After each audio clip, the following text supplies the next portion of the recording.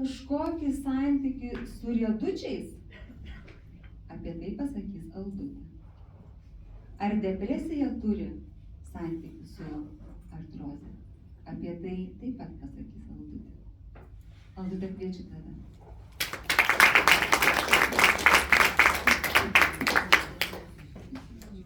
Vakaras.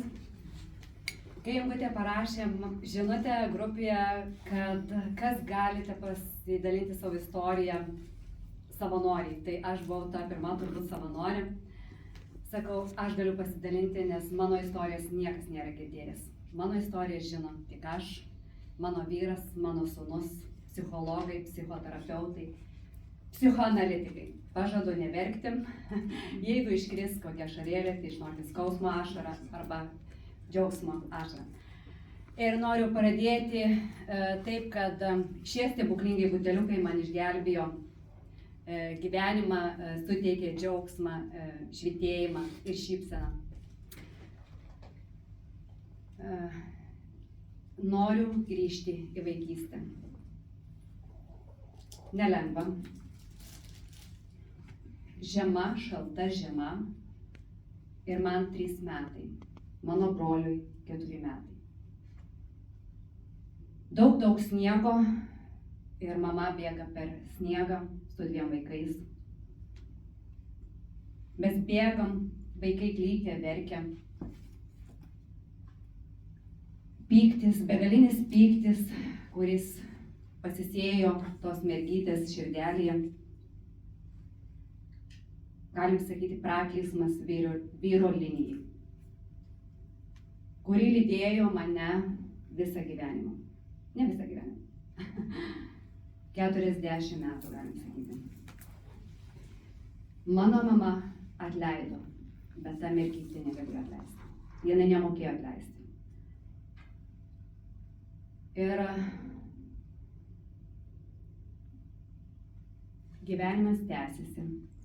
Ta mergaitė augo. Paauglystė. Buvo sunkiai paauglystė. Maištavau. Buvau kaip berniukas. Nes šalia manęs buvo brolis. Mano palaikymas. Santuoka. Pamilau savo vyrą. Nors nelabai mokėjau mylėti vyrus. Nemokėjau juos priimti. O prieš tai paauglystėje 2 pasikėsinimai išprievartauti. Mėlyna, sudaužyta, suplėšyti rūbeliai, policija. Bet viskas gerai. Pasveikau. Čia psichosomatika. Nebuvo vaistų.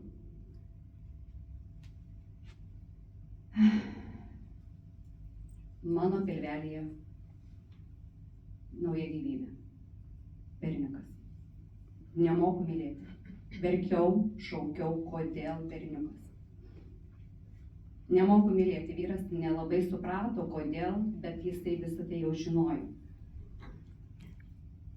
Bet su psichologų pagalba pamilau tą nuostabų berniuką. Berniukas augo. Buvo toks pat kaip aš, dar stipresnis, maištingesnis. Jis ėjo prieš sistemą. Paauglystė jo ir išvedė mane iš vėžių. Mirė mano tėtis anksti. Buvo nemeilė sau, pyktis, kad aš nepasakiau tėveliui, kad aš jam atleidau. Kaltinimas. Ir tada, kai mano sūnui buvo paauglystė, puolimas iš mokytojų, jisai nepriėmė tos sistemos, jisai tik šaukdavo, sakydavo, kad dar negimė toks žmogus, kuris ant manęs rėktų. Nes mes buvom ramūs šeimoje. Mes vaikščiom pas psichologus, psichoterapeutus jau tada.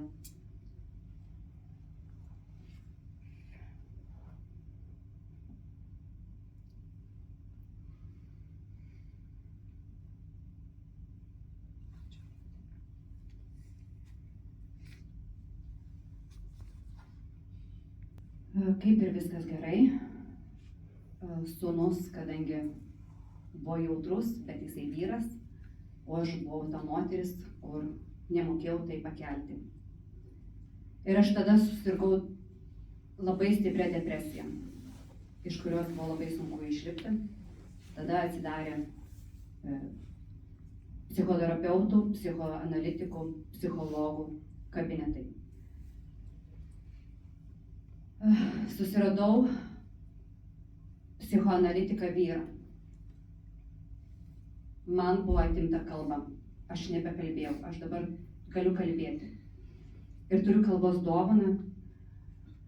Ir tada kalba buvo atimta, pasirinkau vyrą vien dėl to, kad aš ant jo galėčiau išsirėkti, išsišaukti. Ir su jo pagalba aš pasveikau.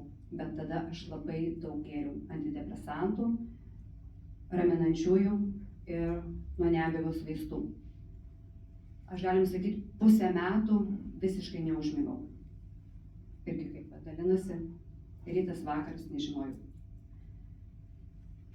Ir kaip ir sveikstu, viskas gerai, jaučiu džiaugiuosi gyvenimu. Padėjo psichologija man išeiti iš vaistų. Ir galiu pasakyti, papildų vitaminų negėriau, čia psichosomatika. Bet specialistai padėjo man pasveikti. Ir aš pati norėjau būti sveika, laiminga, džiaugtis gyvenimu. Norėjau gyventi. Tada supratau, kad aš renkuosi gyvenimą. Ir todėl aš išsveikau. Bet kaip ir džiaugiesi, jau ir sveikas, laimingas, čia nugalėtas, sunkiai depresija. Pradėjo skaudėti keliukai. O ką norėjau dar paminėti, mano depresija tokia buvo stipri, kad aš nejutau skausmo. Aš žalojau save. Ir... Oi, kaip sunku kalbėti. Bet ne. Ir kaip aš psichologijai pasakiau, kad aš nebenoriu gyventi, jinai man pasakė, kad taip, mieloji, aš suprantu tave, dabar aš tau pasakysiu, kad nuvažiuok į kapus, pasirink kapą ir ten tu gyvensi, ten tu gulėsi. Meluočiau, kad aš nevažiavau, aš važiavau į kapus, bet nesugebėjau išlipti iš mašinos. Tada ir viskas pasikeitė ir aš pradėjau sveikti. Ir kaip ir sveikata gera, bet man keliukai pradėjo skaudėti. Skausmas pradėjo stiprėti, aštrėti, bet aš nekreipiau dėmesį. Žinoma, aš vaikščiojau pas gydytojus. Kodėl man skauda? Gydytojai išrašydavo Nemesilį, nuo skausmo vaistus, bet aš jau buvau ta žmogutis, kuris buvau prieš vaistus. Man jau nebereikia vaistų, aš jau daug jau prigėriau. Ir keičiau gydytojus. Man nepatiko gydytojai, jo diagnozės. Ir po 1,5 metų gydymo, kaip galim sakyti, negydymo, magnetinis rezonansas parodė 4. stadiją artritas. Dešiniam keliuke. 3. stadija. Ir man buvo keista, kad 1,5 metų toks gydymas, jų planas yra kitoks. Kaip aš sakiau, o kaip dabar gydysit mane? Sako, nutrauksim skysčius, kadangi buvo sutinė keliukai, buvo skysčiai. Sako, leisim injekciją ir jau statysim į eilę keisti sąnarius. Nu, žinokit, aš neįsigandau. Pirmą kartą mano reakcija buvo visiškai rami. Aš žinojau giliai širdyje, kad yra kitas kelias. Žinau, yra kažkas tokio, kad man gali kažkas padėti, bet tikrai nekeisiu sąnarių ir neleisiu injekcijos. Ir tada aš gydytojo paklausiau, kaip aš galiu savo palengvinti gyvenimą, nes visą tai aš atsisakau. Jo patarimas man patiko, pasakė, susirask kokybišką omega, kalcį magnį, vitaminą D, omega, gliukozaminą. Ir jo patarimas buvo toks, kad nepirk iš vaistinės, paieškok rinkoje gerų kokybiškų papildų. Ir man tai patiko. Aš tiesiog, nežinau, kaip švyturys, kaip tas spindulėlis išbėgau iš gydytojo kabineto. Ir aš išėjusi, nuvažiavau į parduotuvę, nusipirkau riedučius. Ir su riedučiais namuose. Vyras nelabai ir suprato mane, sako, turbūt jau išprotėjai, šaukė, tik nesusirg depresija. Bet aš žinojau, kad aš su tais riedučiais važiuosiu. Ir man pavyko. Kadangi gydytojas, kaip paminėjo, kad reikia kokybiškos omegos, aš pradėjau googlinti. Ieškoti gerų kokybiškų papildų savo.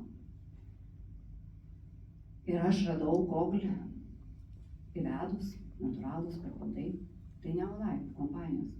Man tai buvo naujiena. Pradėjau domėtis. Ir taip aš atsiradau čia. Prisiregistravau, kad tos produktus įsigyčiau už savikainą, nes aš supratau, kad juos gersiu visą gyvenimą. Ir aš juos gėriau ir, galim sakyti, po mėnesio mano skausmas po truputėlį pradėjo rimti. Bet 3 stadija artrito visiškai buvo sveika kojytė po 8 mėnesių. O 4 stadija po metų ir 8 mėnesių. O po 2 metų, galiu sakyti, aš jau bėgiojau stadione ir sportavau. Ir kaip jaučiasi žmogus, kai serga 4 stadiją artritu? Tai labai didelis skausmas. Sutinė keliukai. Ryte, jeigu pabundi, išlipęs iš lovos turi prasivaikščioti. 4 stadija tai reiškia, kad visiškai yra plikas kaulas, kremzlės beveik nėra. Judesių metu kaulas su kaulu susiliečia, durys, tada virsta žmogus. Aš griuvau 3 kartus, gerai, kad laimingai. Turėjau baimę vaikščioti, baimę važiuoti su mašina, nes užkirsdavo keliuką, nebeištiesdavau.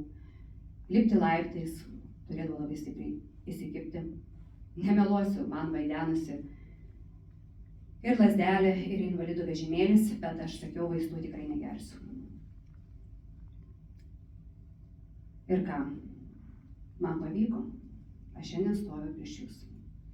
Ir noriu pasakyti, kad artritas, reumatoidinis artritas, reaktyvinis artritas tikrai yra išsveikatinimo. Šiuo papildų dėka.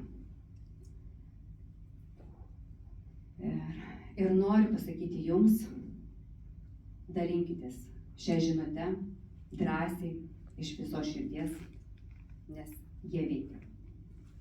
Tai aš.